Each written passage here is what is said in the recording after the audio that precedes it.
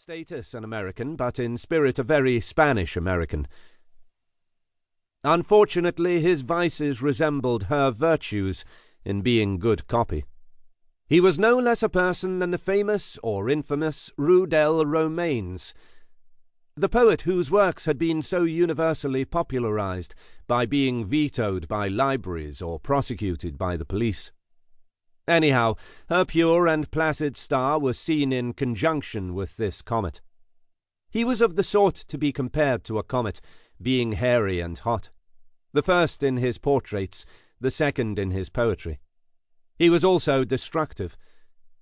The comet's tail was a trail of divorces, which some called his success as a lover, and some his prolonged failure as a husband. It was hard on Hypatia. There are disadvantages in conducting the perfect private life in public, like a domestic interior in a shop window. Interviewers reported doubtful utterances about love's larger law of supreme self-realization. The pagans applauded. The sob sisterhood permitted themselves a note of romantic regret, some having even the hardened audacity to quote from the poem of Maud Muller to the effect that of all the words of tongue or pen, the saddest are, it might have been. And Mr. Agar P. Rock, who hated the sob sisterhood with a holy and righteous hatred, said that in his case he thoroughly agreed with Bret Harte's emendation of the poem. More sad are those we daily see. It is, but it hadn't ought to be. For Mr. Rock was very firmly and rightly convinced that a very large number of things hadn't ought to be. He was a slashing and savage critic of national degeneration on the Minneapolis Meteor, and a bold and honest man. He had perhaps come to specialize too much in the spirit of indignation, but it had had a healthy enough origin in his reaction against sloppy attempts to confuse right and wrong in modern journalism and gossip. He expressed it first in the form of a protest against an unholy halo of romance being thrown round the gunman and the gangster. Perhaps he was rather too much inclined to assume, in robust impatience, that all gangsters were Dagos and that all Dagos were gangsters.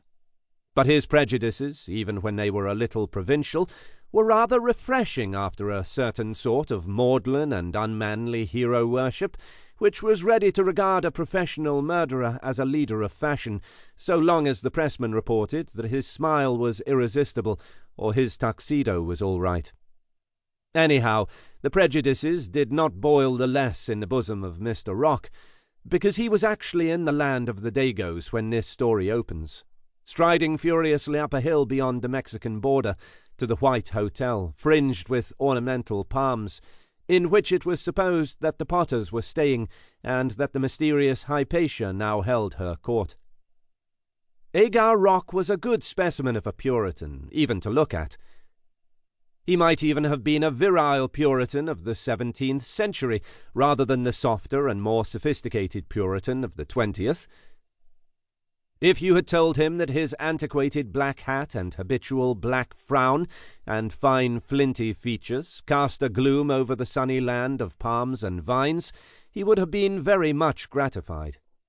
He looked to right and left with eyes bright with universal suspicions. And, as he did so, he saw two figures on the ridge above him, outlined against the clear subtropical sunset. Figures in a momentary posture which might have made even a less suspicious man suspect something. One of the figures was rather remarkable in itself. It was poised at the exact angle of the turning road above the valley, as if by an instinct for the sight as well as the attitude of statuary. It was wrapped in a great black cloak in the Byronic manner, and the head that rose above it in swarthy beauty was remarkably like Byron's. This man had the same curling hair and curling nostrils, and he seemed to be snorting something of the same scorn and indignation against the world. He grasped in his hand a rather long cane or walking stick, which, having a spike of the sort used for mountaineering, carried at the moment a fanciful suggestion of a spear. It was rendered all the more fanciful by something comically contradictory in the figure of